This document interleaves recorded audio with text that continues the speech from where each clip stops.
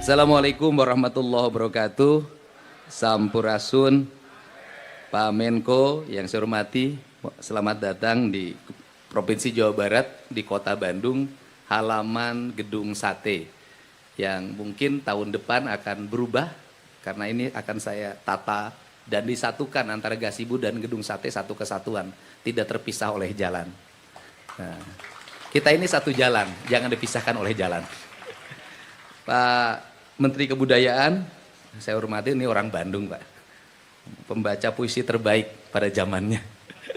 Kemudian Pak, ini juga orang Bandung juga nih, orang Jawa Barat, orang Tasik, mantan Kapolda Jabar, jadi wamen sekarang.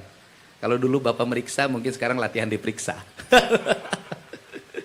Kemudian Pak Wakil Gubernur, Pak Ketua DPRD, seluruh jajaran yang hadir pada kesempatan pagi hari ini, seluruh pimpinan daerah Provinsi Jawa Barat, Pak Asbidpus hadir, dan para perangkat Forkopimda Provinsi Jawa Barat.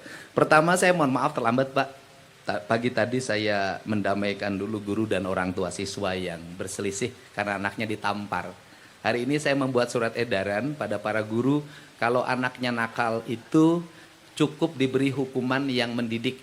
Bersihin halaman, toilet, kemudian ngecat tembok, bersihin kaca, ngurus sampah, tidak boleh hukuman fisik karena seringkali beresiko, aspek hukumnya memang diatur undang-undangnya.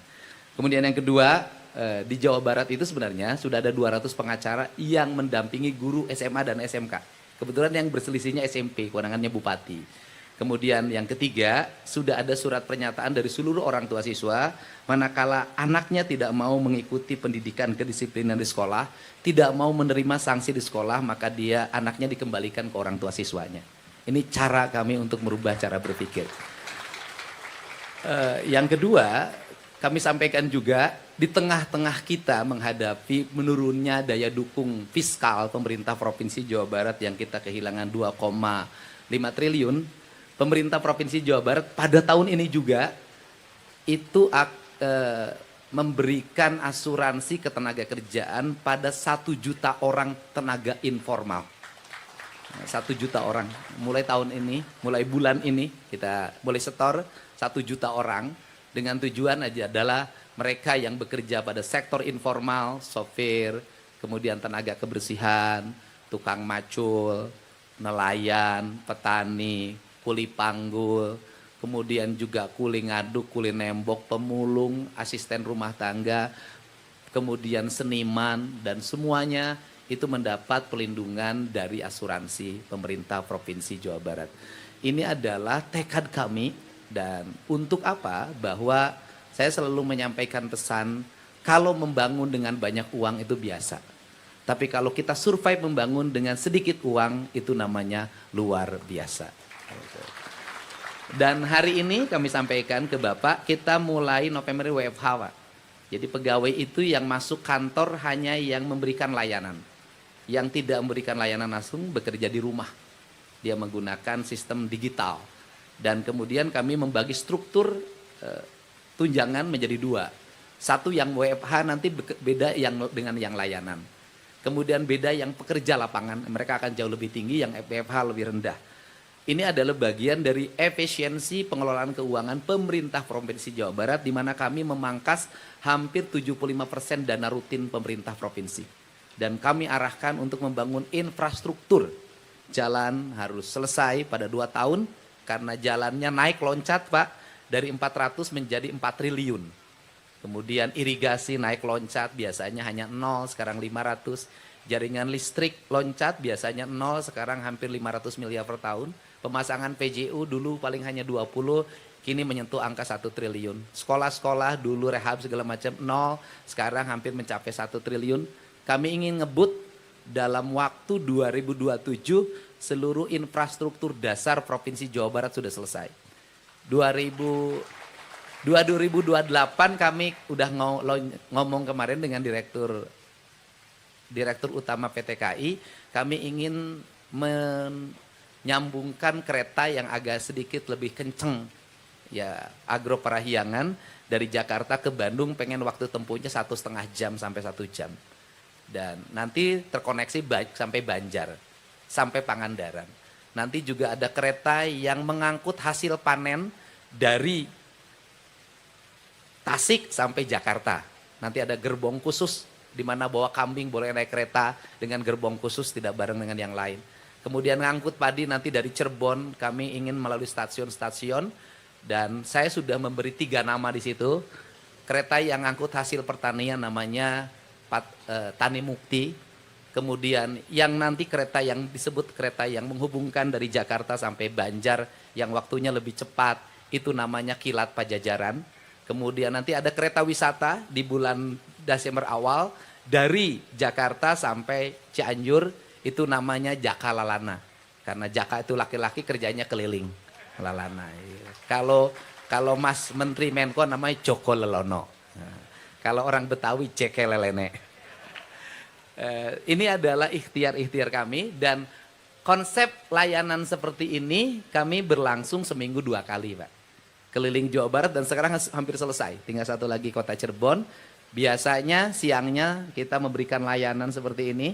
Malamnya ada pagelaran seni yang hadirnya rata-rata 30.000 orang. Dan kemudian dari situ lahirlah ekonomi berputar. Karena ekosistem ekonominya jalan, pedagang ikat, kaos, dan sejenisnya. Dan yang menarik Pak di Jawa Barat, kaos gubernur tuh dibeli Pak laku. 50.000 harganya. Jadi tidak banyak, ada counternya itu, biar counternya dan rame. Saya punya tempat Pak, di tempat tinggal saya di Subang namanya Lembur Pakuan. Tingkat kunjungannya dalam setiap minggu mencapai 30.000 orang, Pak. Itu ada pagelaran seni segala macam di situ, UMKM hidup, penghasilan tukang satenya Sabtu Minggu itu 100 juta. Dan ini siklus, dan saya sudah minta kepada para kepala daerah untuk membuat satu-satu desa saja tiap daerah yang ditata, membuat siklus ekonomi dan berjalan. Dan ini adalah harapan kita, karena Jawa Barat itu daerah yang memiliki 2 kualitas. Kalau datang ke Jabar itu 2 yang akan dirasakan. Ngeunah dahar tibrah hees. Itu. Jadi orang Sunda itu prinsipnya ngeunah dahar tibrah hees. Makanya Jawa Barat itu ke Jawa Barat cari apa? Cari makanan dan cari tempat penginapan yang bisa membuat tidur nyenyak. Kedepannya saya sudah meminta kepada Bupati Wali Kota, karena hotel itu bukan kewenangan kita. Kewenangan Bupati Wali Kota. Coba kita belajarlah dari Bali. Hotel-hotel itu berpakaian baju khas daerahnya masing-masing. Kemudian seniman-seniman tuh di hotel, tukang gambang itu kan gambang Bali itu bagus. Itu kan gambang itu menjadi hal yang wajib di hotel-hotel bintang. Kaca pisuling menjadi hal yang wajib. Ini siklus ini akan membangun sistem pariwisata, karena kebudayaan itu nih Pak Profesor Fadlizon, mohon maaf kalau saya berlebihan, itu menurut saya ada 4 hal. Yang pertama, orang Sunda mah gini, nu kadeule, nu karenge, nu karasa, nu karampa.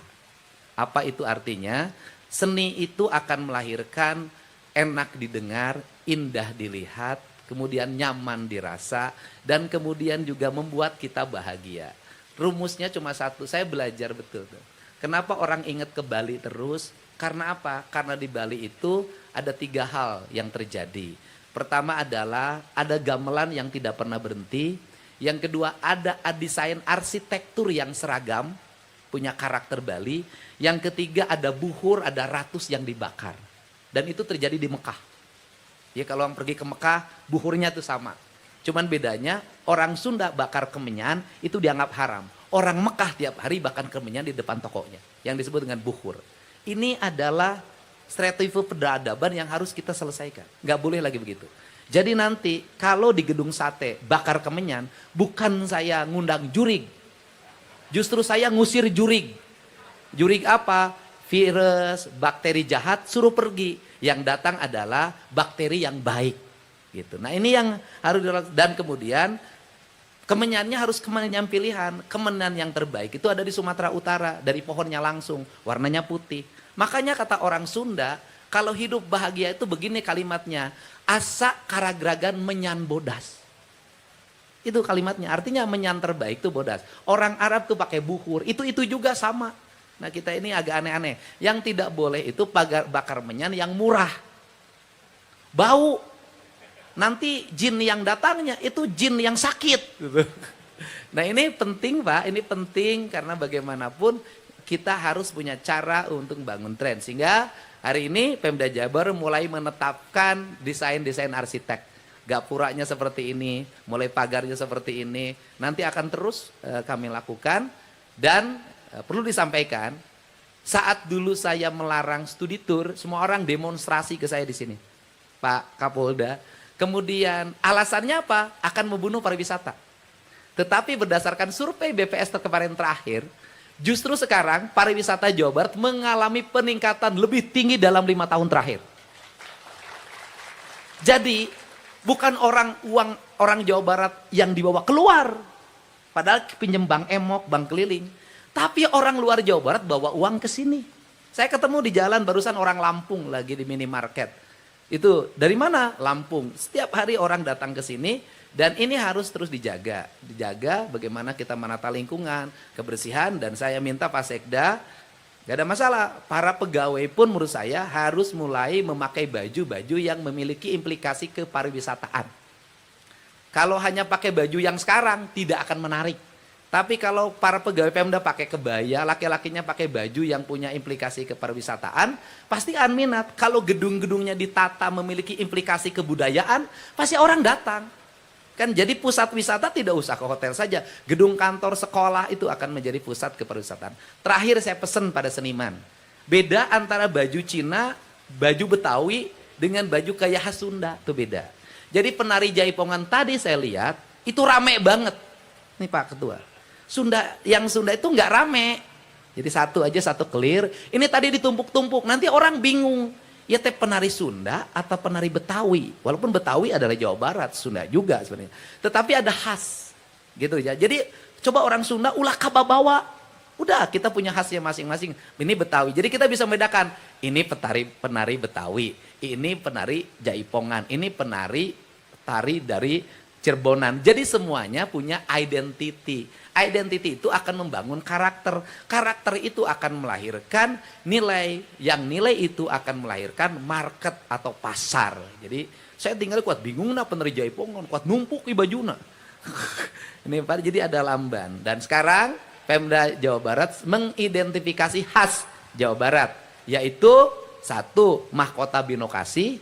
Yang kedua adalah mega mendung. Dan sebentar lagi Jawa Barat tidak akan mega mendung. Yang ada adalah langit yang terang, tidak mendung lagi.